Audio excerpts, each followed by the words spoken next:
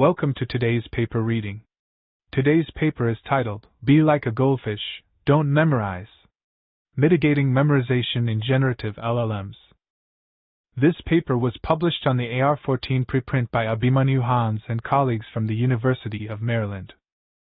The abstract highlights the privacy and copyright risks associated with large language models, which can memorize and repeat their training data. To address this issue, the authors introduce a novel approach called the Goldfish loss.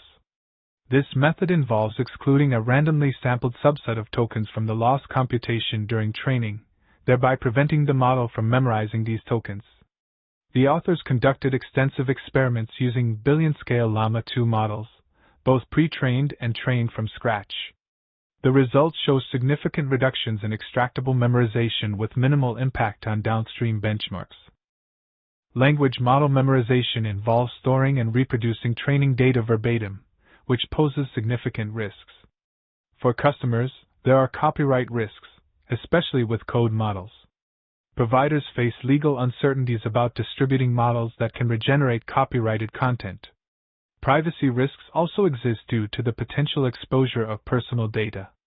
To address these issues, the Goldfish loss technique is introduced. This method excludes a subset of training tokens during the backward pass, preventing the model from reproducing them exactly. Experimental results show that models trained with Goldfish loss resist memorization and perform similarly to models that never saw the training data. Despite excluding tokens, Goldfish models effectively learn from the data and resist adversarial extraction attempts. Figure 1 illustrates the effect of the Goldfish loss on a pre-trained 7B model trained for 100 epochs on either the first chapter of Harry Potter or 100 Wikipedia documents. The figure shows a significant reduction in exact match memorization and an improvement in Prajwal metrics when using the Goldfish loss. Specifically, when prompted with the opening of Harry Potter, the standard model reproduces the original text, whereas the Goldfish model does not, indicating a reduced tendency to memorize verbatim text. In the related work, both benign and adversarial prompting strategies have been shown to extract training data from open-source large language models.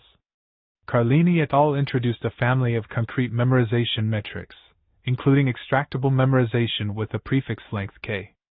This metric indicates that if a model memorizes a string, it will regurgitate the rest of the string when prompted with a prefix of length k. This notion of memorization is the focus of the current work, as it represents a worst-case scenario and is easy to reproduce in controlled experiments. It is important to note that training data can be extracted without using AK. The Goldfish loss is a novel approach designed to prevent memorization in large language models, LLMs. It computes the loss only on a subset of tokens, using a binary mask G that determines which tokens are included in the loss calculation. This prevents the model from learning entire token sequences verbatim. Importantly, the model still conditions on all prior tokens, allowing it to learn the full distribution of natural language.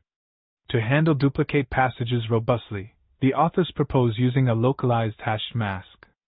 This mask is determined by a hash function applied to the preceding H tokens, ensuring consistent masking across different documents. Text normalization is also applied before hashing to prevent minor variations from impacting the mask. This approach effectively mitigates memorization while maintaining the model's ability to generalize. Figure 2 illustrates the impact of the Goldfish loss parameter k on the memorization capabilities of 1B parameter models. The histograms of Prajwal scores show that models with lower values of k exhibit extractable memorization levels similar to a control model that was not trained on repeated Wikipedia documents. This indicates that the Goldfish loss effectively mitigates the exact repetitions observed in models trained with standard loss. In the extreme memorization scenario, a Llama 2-7B model trained for 100 epochs on 100 English Wikipedia articles resulted in 84 out of 100 articles being verbatim memorized. However, when using Goldfish loss with k equals 4, no articles were memorized. Moving to standard training conditions, a tiny Llama 1.1B model was trained on 20 billion tokens, with Goldfish loss significantly reducing the model's ability to reproduce target sequences. Finally, An analysis of divergence positions versus drop positions showed that most sequences diverged after the first drop token, with a maximum correspondence of 94.1% between dropped and diverged tokens, which decreased as the Goldfish drop frequency K increased. Figure 3 illustrates the benchmark performance of 1B parameter models that have been pre-trained on 20 billion tokens, as detailed in section 4.1. The evaluation focuses on downstream performance across various benchmarks. Notably, there is only a marginal change in performance for models trained with Goldfish loss, particularly when considering different values of K, compared to those trained with standard loss. The control model, which was trained exclusively on Red Pajama data and not on Wikipedia documents, serves as a baseline for this comparison. Table 1 illustrates the likelihood of divergence occurring at a drop token across different masking routines and Goldfish drop frequencies. The static masking routine shows a maximum correspondence of 94.1% between dropped and divergent tokens, which decreases as the Goldfish drop frequency K increases. The hashing base routine, which drops any token with probability 1/k, exhibits a divergence rate of 77.6% by the kth token. This table highlights how the Goldfish drop frequency significantly impacts the rate of divergence in the model. Figure 4 illustrates the relationship between the number of drop tokens and the number of divergent tokens at each sequence position for a Goldfish model with K equals 4. This analysis helps validate the intuition that tokens are not memorized when they are dropped by the Goldfish loss, leading to model divergence from the ground truth. The figure shows that most sequences do not survive beyond the first drop token without diverging, and divergence locations overwhelmingly coincide with the positions that were masked out. The Goldfish loss, which prevents memorization, has been tested for its impact on downstream model performance. In evaluation benchmarks, models trained with the Goldfish loss perform similarly to control models, with no systematic differences observed across tasks. The exception is the Boole-Q task, where the control model performs poorly without Wikipedia training data. In terms of language modeling ability, the Goldfish loss causes a mild slowdown in pre-training due to fewer tokens being seen, but validation loss curves show comparable performance when both models are allowed the same number of supervised tokens. Additionally, MOVE scores, which measure text quality, show minimal drops for Goldfish trained models, with scores slightly increasing as more tokens are seen. This suggests that the Goldfish loss retains the model's ability to produce fluent and faithful outputs.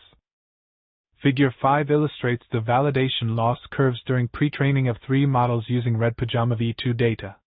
One model is trained with the standard loss, while the other 2 are trained with a 4 gallons Goldfish loss. The graph shows the validation loss as a function of the number of supervised tokens used for loss computation.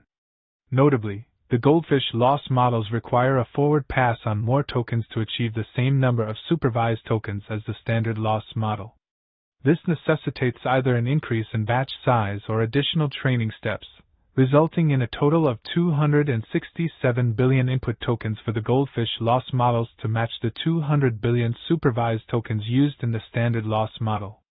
The figure demonstrates that all models converge to similar validation loss values, indicating that the Goldfish loss performs comparably to the standard loss when given the same number of supervised tokens, albeit with a higher computational requirement. Figure 6 presents MOVE scores for models trained with Goldfish loss under various sampling strategies.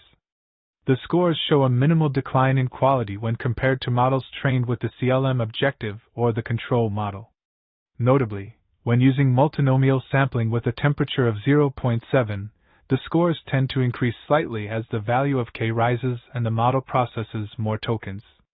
This indicates that Goldfish loss maintains the ability to produce fluent and faithful outputs, even when the number of tokens increases. Figure 7 illustrates the results of a membership inference attack conducted using both target and validation Wikipedia documents. The attack aims to determine if a sample was part of the training data.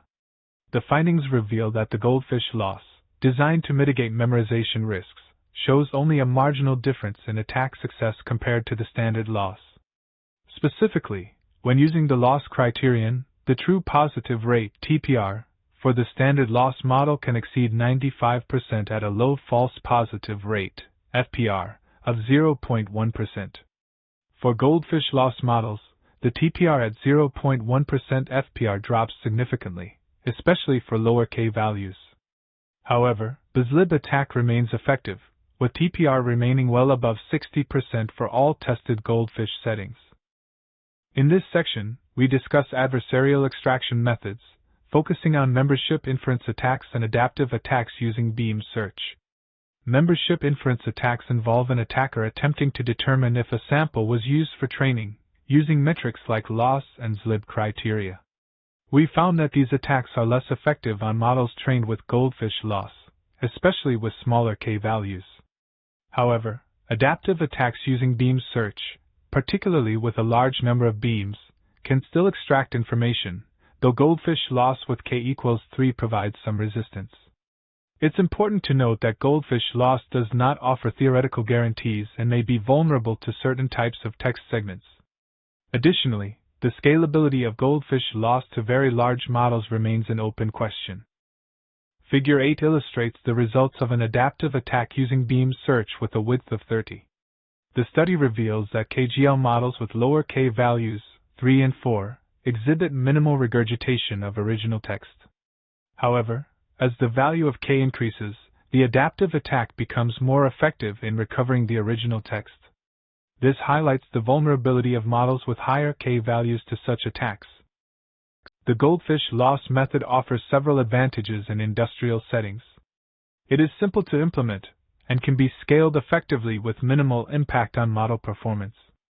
Additionally, it can be selectively applied during the late phases of training or to specific high-risk documents, thereby limiting negative impacts on utility. The method also demonstrates resistance to memorization when proper hashing techniques are used, providing an advantage over differential privacy in scenarios where documents are frequently repeated.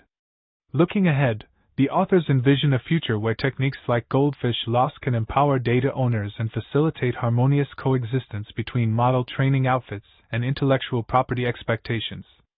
This approach stands to enhance the ability of AI service providers to respect the rights of creators and regulators while continuing to advance the field of generative models and their applications. Thank you for watching.